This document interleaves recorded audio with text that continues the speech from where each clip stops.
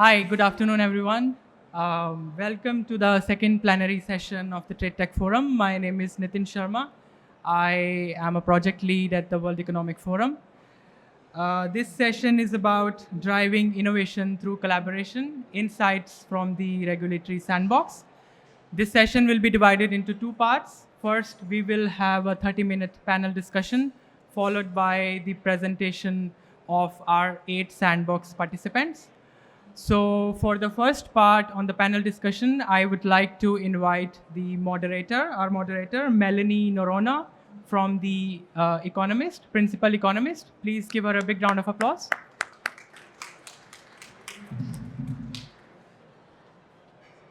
Very good afternoon, ladies and gentlemen. Thank you so much, Nitin, and thank you to the World Economic Forum for having me here. Just as a reminder again, my name is Melanie Norona. I'm a principal in the Policy and Insights team at Economist Impact, part of the Economist Group.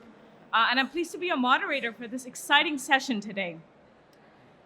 Now, businesses are really operating in an environment of chaos within the trading environment. And really amid this chaos, businesses are turning to technologies to drive efficiency, to stay responsive, and to have visibility on their supply chains. And what we're going to talk about is how you make these innovative technologies available to scale. And that's really the power of a sandbox. And so to join me in this really exciting discussion, I'd like to welcome on stage our distinguished panelists here today. I'd like to welcome Gabrielle Inzerillo, Head of Ecosystem Development Fintech at the Abu Dhabi Global Market. We have Herman Schuler, Director Innovation and Technology Risk Supervision at the Dubai Financial Services Authority. And we have Dr. Rashid Al-Mansouri, Executive Director of RegLab. Please give them a warm round of applause.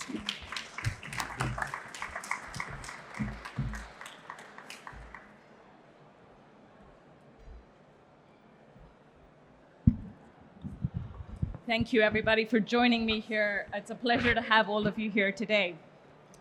I want to jump right in. We have only 30 minutes, and so I want to jump right into this discussion. And Herman, I want to start with you right there at the far end. Now, the DFSA really has been such a strong advocate of regulatory sandboxes and really testing out some of these technologies. How does the DFSA collaborate with financial institutions and tech companies to really foster innovation while addressing some of these potential risks? So really getting to the heart of this matter.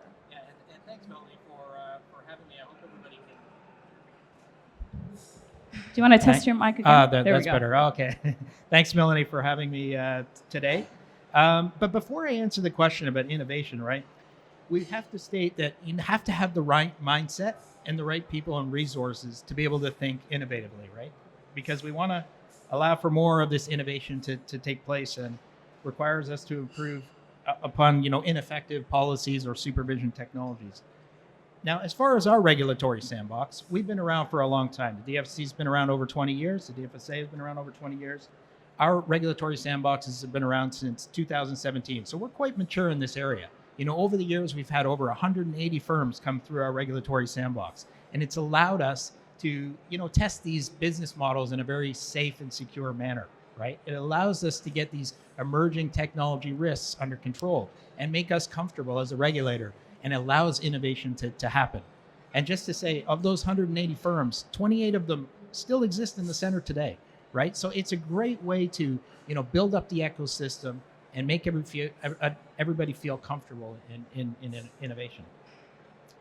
One area we're looking at as part of our regulatory sandbox is sort of future-proofing, right? So we're looking at tokenization. Everybody talks about digital assets.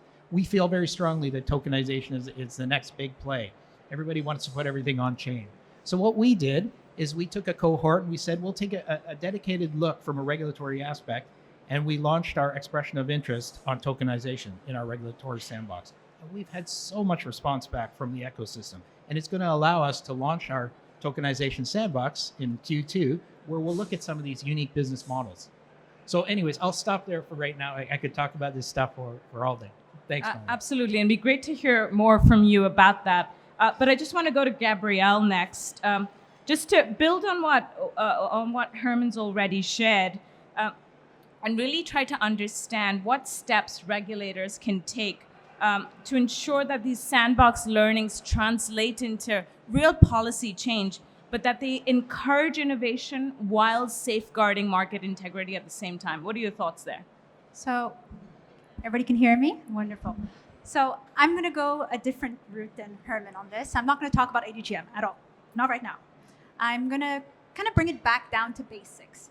Because fundamentally, the whole concept of a sandbox, right? There are multiple different iterations. You have product sandboxes. You have regulatory sandboxes. You have sandboxes that essentially all come in different shapes and sizes with different rules, right? But fundamentally, there is one main goal. We're bringing in untested products in order to look at them and in order to be able to figure out whether this business model can make sense. And there are risks involved in bringing brand new business models into a sandbox regardless. You've never worked with them. These are new business models. You're not sure the impact it'll have on the market. So there are risks regardless when it comes to market. Not so much market stability because you're trying to limit it by having a small amount of firms, but there are risks involved. Now, why do regulators do this? Why do we use this as a policy tool? Fundamentally, because we realize that if we don't do this, if we don't invite these firms in order to understand what they're up to, they will potentially still operate without us knowing. And that's even more dangerous, right? So the whole point about enhancing market stability by inviting interesting firms in is to essentially make sure that we're putting a light on everything. We were trying to make sure that there's no shadow pockets, shadow markets that are being created where people will have access to products that they don't know if it works or if it doesn't, and products that they have no financial recourse to if things go wrong.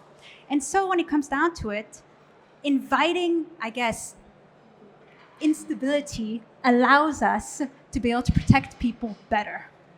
I think that's a fantastic point that you raised, because at the end of the day, you're right. They probably will operate without the regulatory oversight. So it's better to be involved and try to facilitate the right kind of environment. Dr. Rashid, again, I think building on that, it'd be great to understand from you how sandbox tested innovations can then transition into industry-wide adoption. Yeah, it's a great question. Obviously, the sandbox is just the beginning, right? So it's a tool for exploration. The real challenge is moving from testing to the real world. How do we bridge that gap? So for us, I think we need to cover 4 major points. So the first one is providing a clear pathway for licensing and procurement for those companies. So one thing we keep hearing from companies in those sandboxes is, okay, how do we go from the sandbox to scale? That's always an issue. So what we want to do, what we're doing right now in RegLab, is we're making this pathway to market sort of scheme to make sure that those companies actually have the clear pathway to the market. And then, I mean, one example of this is we're working with Edib on fractional bonds and making sure that they have a clear pathway once the sandbox is done to actually put that product into the market. The second point is we need to embed within our system an outcome-based metric from day one. And how we do that is, what is success for this sandbox? We usually start with a general sort of queries of, we'll see what happens, or we'll try to gain insights. But that doesn't really take us anywhere. So we want to know what are the metrics, but crucially, not what are the metrics for RegLab, or what are the metrics that are necessary for the company itself, but also with other co-regulators coming in and putting a success metric. And I'll touch upon a point that Gabrielle mentioned, which is how do we de-risk adoption for the industry? There is a lot of risk with new tech. So how do we de-risk it? So one thing that we're exploring is provisional licenses after the sandbox, temporary sort of compliance mechanism tools that we can sort of utilize. And then also look at the public sector as a launch pad. So can the public sector actually bring in this technology and use it? And the fourth thing that I think is crucial, and why we're probably here as well today, is we need to publish, promote, and partner with international bodies such as World Economic Forum, with regulators, both local but also international, to make sure that we cover all these sort of points. I think once we cover them, we should be good to scale.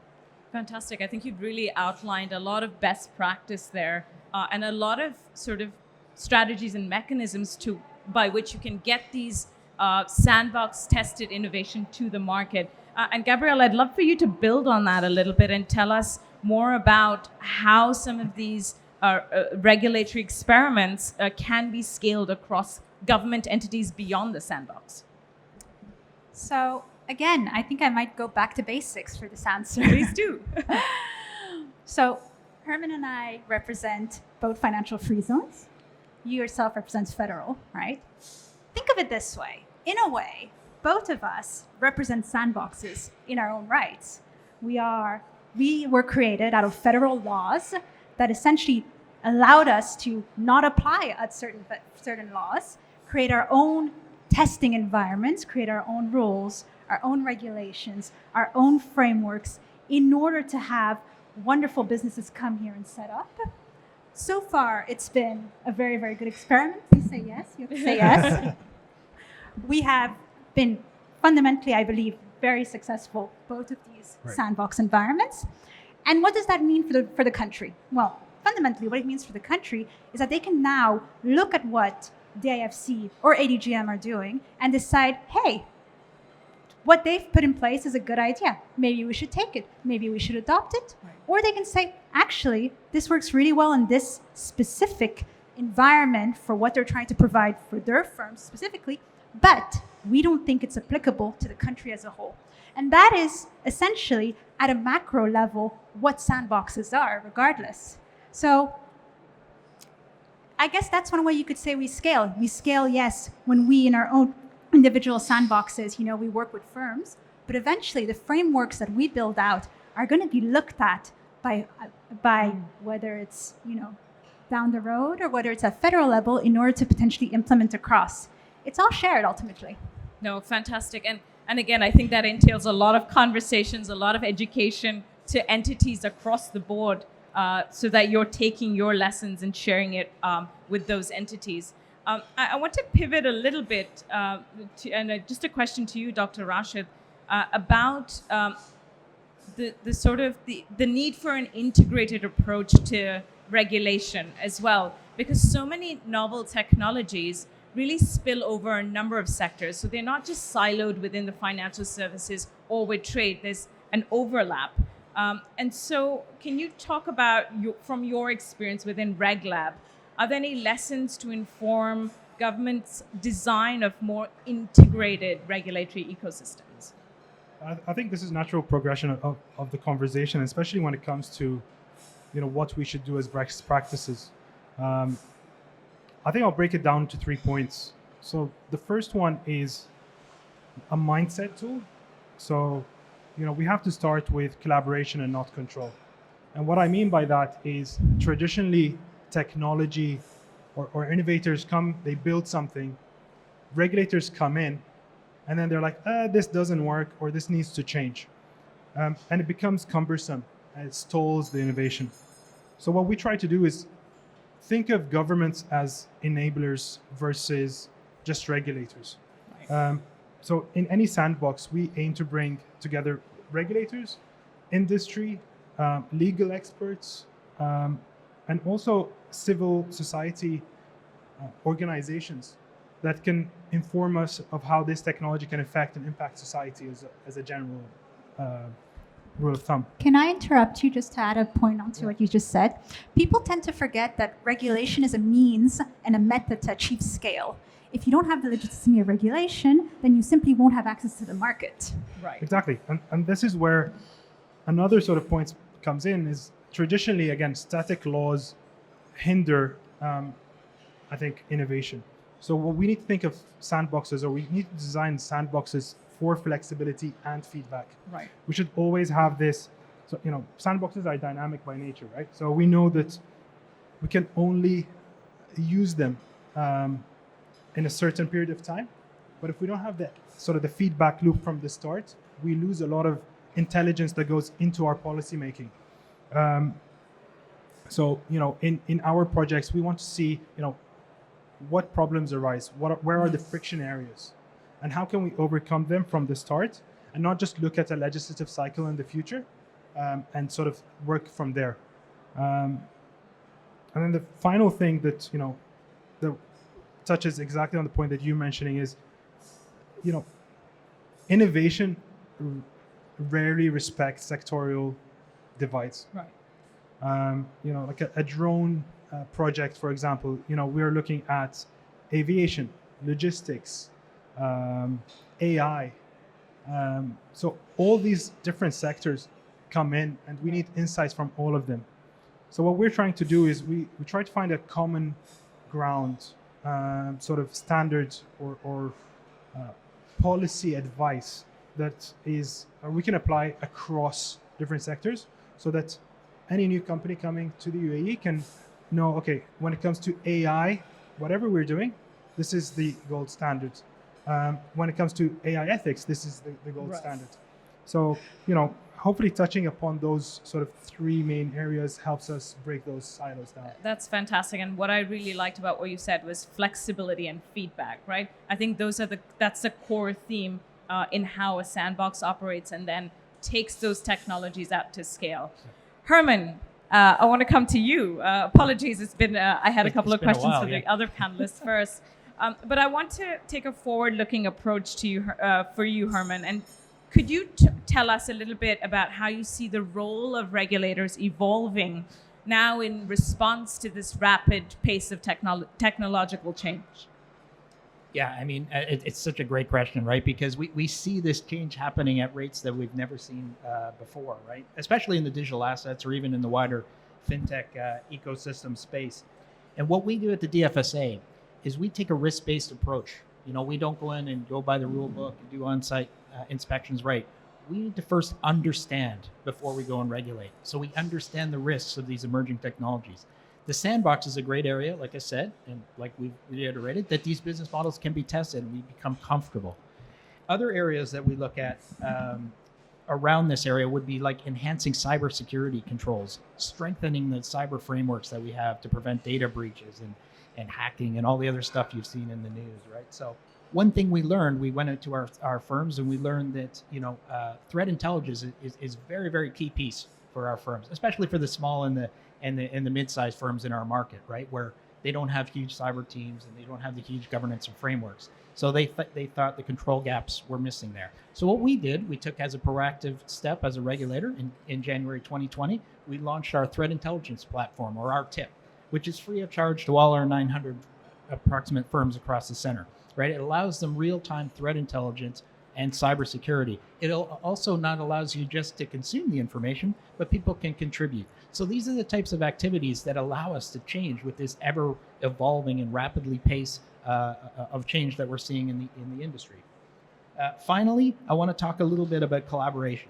We talked about it locally here in the UAE. We collaborate very well, but we also collaborate with a lot of our international regulators on areas and topic that we're like-minded. So one example I like to always bring up, because digital assets regulation is something that we at the DFSA always get contacted about.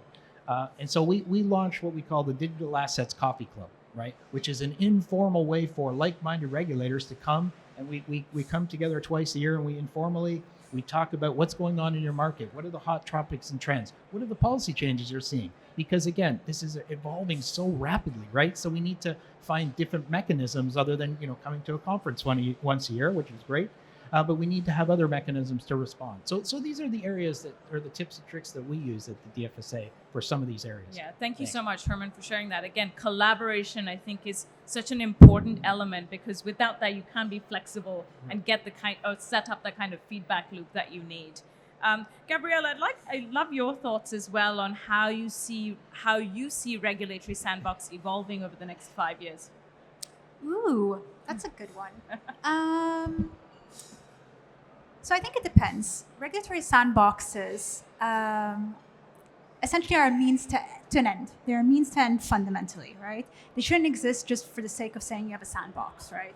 There's no point. What we've actually seen is over the years how people utilize their sandboxes change, and even ourselves it changed. So when we launched our first sandbox in 2016, it really was a means to put out these new regulated frameworks out. And we did so much with it. We did the digital banking framework with it. We were able to pull out the open banking frameworks as well through it. So we have concrete rules and concrete regulations that came out because of this sandbox. Now, over time, what we saw is we used to really function on this cohort model of doing a call saying, hey, we need digital banks to come, or we need open banking startups to come. And then we would get a bunch of different firms that would come in, and we would look at all of them, and we would supervise all of them with their specific, in their specific, controls and boundaries. And over time, what we found is that now the types of innovation that we're seeing are maybe not necessarily suited to a sandbox model. Some are, some aren't. So for instance, right now in our sandbox, we're focusing on DeFi, decentralized finance, but we don't have 15, 20 firms in it. We currently only have one and are assessing another 2. So much more of a scaled down approach, simply because we're aware that the market risks attached to these types of firms can be a little bit more promulgated than the other firms we used to be looking at. And so what we're going to see in the future, I think, is really tied to essentially the ebbs and flows of technology, right? And the ebbs and flows and how risky something is or isn't. So sandboxes in themselves are very much, as mentioned, a means to an end. And the way they're going to transform is going to be completely dependent on the things that are needed to research or to really study them. It's also possible, and we've done it in the past, that some frameworks never even went through a sandbox model simply because it had to be shipped instantly. There was no time to, study it. It was going to go to protect consumers. The framework had to go live. Yeah, so many different pathways for the way sandboxes could evolve. We have time for a few more questions. So Dr. Rashid, I want to ask you, there's a question about how trade is inherently international. And so should sandbox frameworks for trade tech in particular, should they be aligned across jurisdictions? How can you achieve that? It's a very tough question. Thank you. But I think when we look at it from a global perspective, we know that there are global forums, organizations that aim to promote, trade across different sectors. So we know, for example, we have the World Economic Forum, we have the OECD, we've got WTO, we've got all these multinational organizations that aim to facilitate trade. So one thing that we are trying to do is to twin our regulations with certain sort of underlying basics. We have that generally in the financial modules worldwide. So anyone who wants to use or to be into the SWIFT system has this kind of set of rules that they need to follow. Right. When it comes to testing, it's very difficult because, as we said, we have to be flexible and dynamic. We have to put specific rules for this exact sandbox. But what we can do is, going back to the point that I mentioned, is the specific outcome metrics that we put in from the start of the sandbox. If we can align it so that it aligns with the international business, then we can have a cross-border collaboration. And this is where we need the sort of the lead of organizations like the World Economic Forum, which we're doing right now, bringing all different stakeholders together and having this conversation. Absolutely, I think that's a great answer, and definitely hammering home that theme of more collaboration, not just within your country and within sectors, but within other jurisdictions as well. So Herman, I'd love to get your thoughts as well in terms of what makes a regulatory sandbox truly effective. What are the metrics for looking at has it been effective? Yeah, and when we talk about, I mean, we can look at it from very, very different lenses, right? We can look at it from a straight KPI. Well, the funnel is this big, and we graduated this much, and it came down, to that. Like I mentioned at the start of my talk, we have 28 firms that are still left today in the center. That's really, really good production and GDP, to the country, right? So that's a simple way of looking at how we measure success. But I like to also say it's about innovation, right? Innovation is about throwing seeds in a different place and watching the forest grow over time. This is the right thing to do. We have to foster innovation. And as a regulator, we have to be forefront and center. We know, I go out and speak to our fintechs regularly all the time, and they're small firms sometimes, and they're like, oh, the regulator's coming. Okay, this is going to be very difficult to have. We try to have those engaging conversations early. We try to make their life easier in a safe manner, right? And then further on the topic of how it will evolve, because I think it's a very, very important topic. And we've been studying this for the past few years, because like I said, we're quite a mature sandbox. I know most of the markets have the same story, right? They've been around for a while. They've matured sandbox. It will be a key, piece of the toolkit, I like to say. But what we're looking at is how to graduate it. What do we do with these fintechs that are at a certain level and really want to expand? They want to maybe go to different markets. We're talking to other regulators overseas and bringing them here to the UAE. I know Gabrielle is doing the same thing. We're all in the same boat, right? And so what we're looking at is for different sort of bilateral corridors. Now, the World Economic Forum did a really good piece on the regulatory airport. If you haven't read up on it, you should. It's a really good concept, right? It's about understanding how you take it to the next level. And we've been piloting this regulatory airport concept with 2 or 3 regulators in Asia. And it's been working really good. It resonates with them, right? It's sort of an easy handover and a way for us to enhance, the fintechs in our ecosystem and support them. So, very good. Fantastic. And I think a wonderful note to close on as well. So thank you so much to our panelists for sharing their wonderful insights, thoughts on how regulatory sandboxes will evolve, but at the end of the day, how they will foster innovation for tomorrow. So please join me in thanking our panelists. Thank you.